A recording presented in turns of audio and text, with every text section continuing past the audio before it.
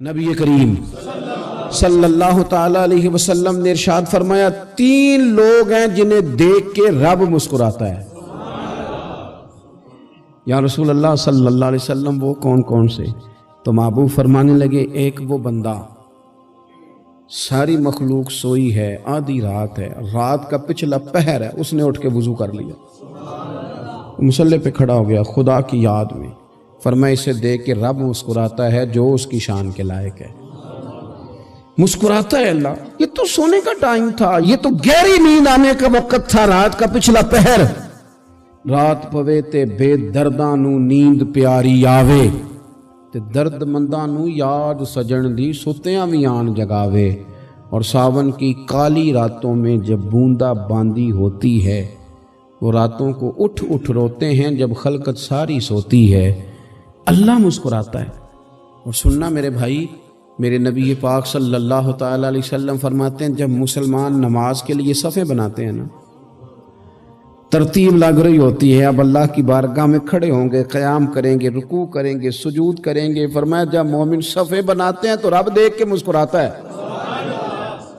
مسکراتا ہے۔ کمال ہو گئے عروج بندگی کا، جب بندے کو دیکھ کے رب مسکرائے، خدا بندے سے خود پوچھے بتا تیری رضا کیا ہے، مسکراتا ہے۔ اور میرے نبی پاک علیہ السلام فرماتے ہیں جب مجاہد جہاد کے لیے صفیں سیدھی کرتے ہیں، آج تو یہ رب کے نام پہ مرنے ہی آ گئے، یہ صفوں میں کھڑے ہوں گے، ترتیب سے لڑیں گے، ترتیب سے گلا کاٹیں گے کافروں کا یا شہادت لیں گے۔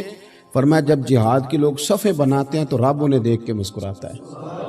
کتنے نصیبوں والا وہ بندہ ہے جسے دیکھ کے مسکرا دیا۔ او یار کبھی تیرا بیٹا تیرے سامنے مسکرائے نا چھوٹا تو تیرا دل باغ باغ ہو جاتا ہے، تیری ماں بیمار کسی ایک دن صحیح طرح ہنس پڑے تو طبیعت خوش ہو جاتی۔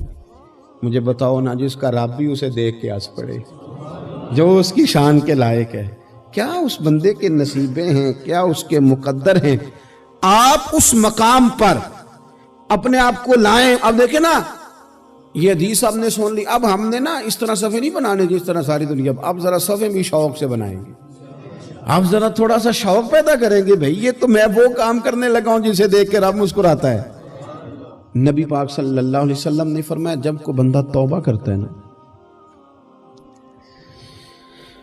ہم توبہ کا رٹا لگاتے ہیں، یا اللہ میری توبہ یا اللہ۔ اور توبہ کا تو مطلب یہ ہے کہ پچھلے گناہوں سے پکی توبہ، آج کے بعد یہ غلطی نہ کرنے کا پکا وعدہ۔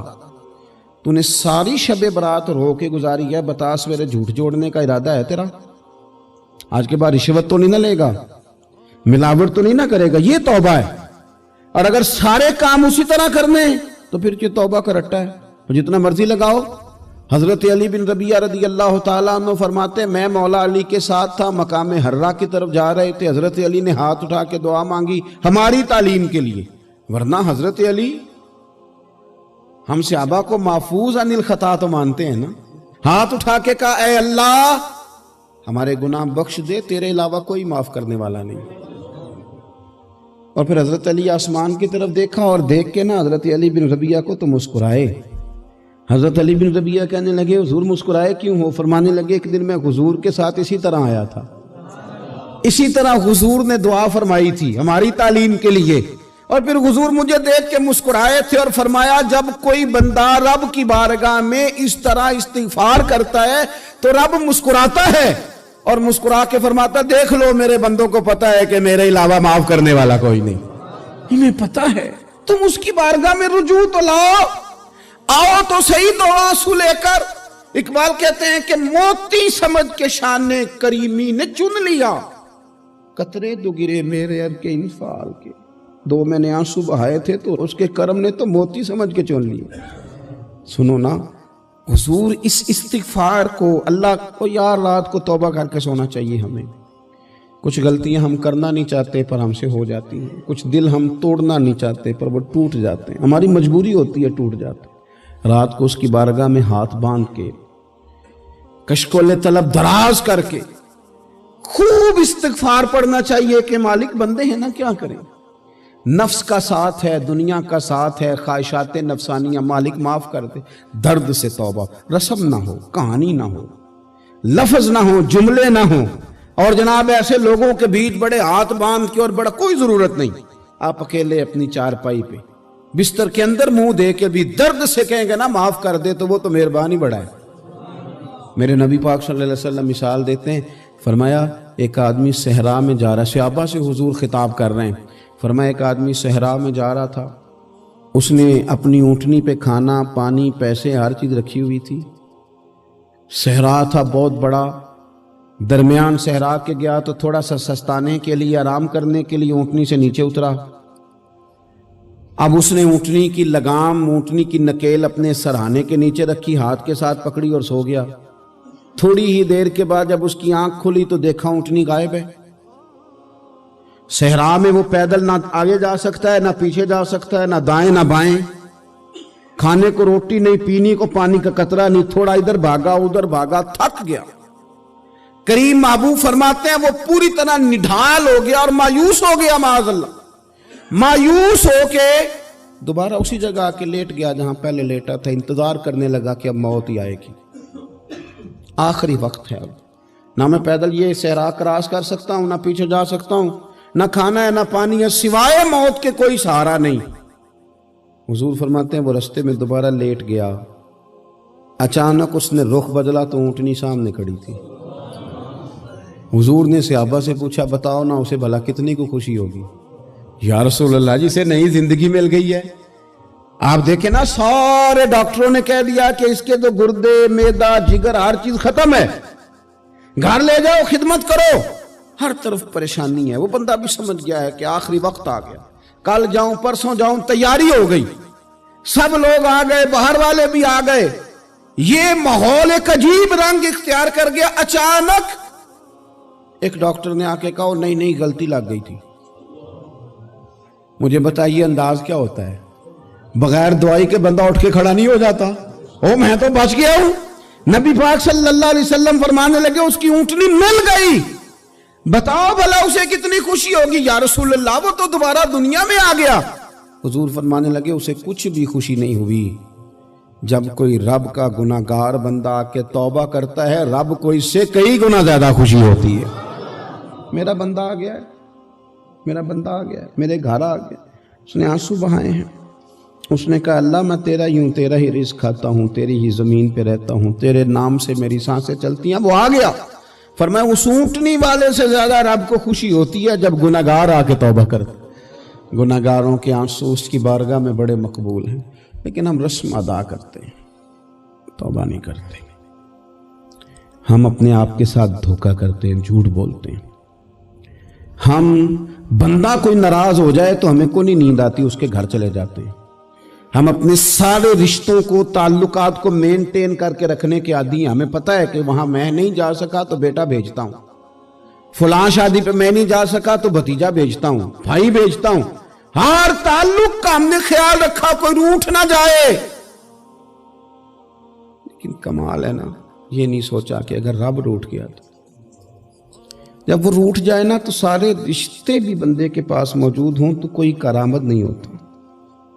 फिर करोड़ों रुपया जेब में हो तो डॉक्टरों की दवाइयां असर नहीं करती। वो रूठ जाए तो फिर इंसान इस तरह से फिसलता है कि बड़े बड़े उसके पास दरवाजे होते हैं पर किसी जगह उसका हाथ नहीं लगता। खुदारा सुनो, नबी पाक सल्लल्लाहु अलैहि वसल्लम के पास मेहमान आ गया, बुखारी मुस्लिम है। हुजूर ने अज़वाज मुतहरात के घरों में पैगाम भेजा, कुछ चीज़ है ज़ियाफ़त के लिए। या रसूलल्लाह कुछ भी नहीं, ये दो जहां के शाह हैं और पास कुछ रखते नहीं, दो जहां की नेमतें हैं इनके खाली हाथ में। या रसूलल्लाह कोई चीज भी नहीं। हुजूर ने सहाबा के मजमे पे नजर डाली, या रसूलल्लाह सल्लल्लाहु अलैहि वसल्लम हुक्म हो। तो हुजूर फरमाने लगे तुम में से कोई बंदा है जो इसे घर ले जाए, रोटी खिलाए। एक सहाबी उठे फौरन, हुजूर मैं लेके जाता हूं, खाना खिलाता हूं। फरमाते हैं मेरे घर में सिर्फ बच्चों का खाना था, ये नहीं कि फ्रीजर भरा हुआ है नेमतों से, सिर्फ बच्चों का खाना। ये नहीं कि किसी को देख के अपनी हंडिया पे बर्तन दे लिया, सिर्फ बच्चों का खाना। कहते हैं घर गया, बीवी से कहा क्या कैफियत है? कहने लगी बच्चों की रोटी है। मैंने कहा बच्चे सुला दे, सुबह नाश्ता कर लेंगे। تو کہنے لگی آپ کیا کھائیں گے؟ تو میں نے کہا نہ میں کھاؤں گا نہ تو کھائے گی، مہمان جو نبی پاک کا ہے۔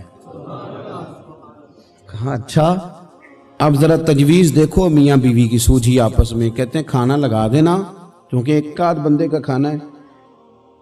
اپنی غربتوں کا ہر جگہ اظہار کرنا، رونا رونا، یہ دیکھو غربت کیسے چھپائی جا رہی ہے۔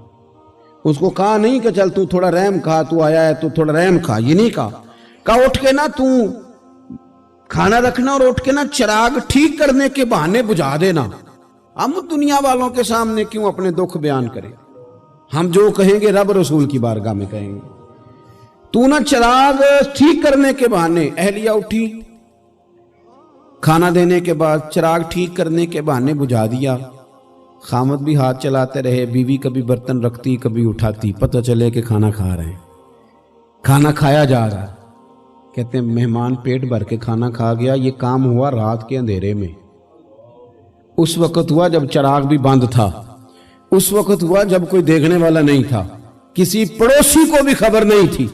فرماتے ہیں صبح کے اجالے میں اس مہمان کو لے کے مسجد نبوی میں نے قدم رکھا تو نبی کریم نے فرمایا رات جو تم نے کام کیا ہے نا، اسے دیکھ کے میرا رب بڑا مسکرایا ہے، اللہ بڑا مسکرایا ہے۔ اللہ تر دامنی پہ شیخ ہماری نہ جائیے، ہم دامن نہ چھوڑ دیں تو فرشتے وضو کریں۔ یہ شان ہے صحابہ کی۔ نبی کریم علیہ السلام نے فرمایا رب رات مسکرایا تیرا یہ انداز دیکھ کے، اور اس نے قرآن نازل کیا وَيُؤْثِرُونَ عَلَىٰ أَنفُسِهِمْ وَلَوْ كَانَ بِهِمْ خَصَاصَةٌ۔ کچھ لوگ وہ ہیں جنہیں بڑی بھی ضرورت ہو تو دوسروں پر اثار کر دیتے ہیں۔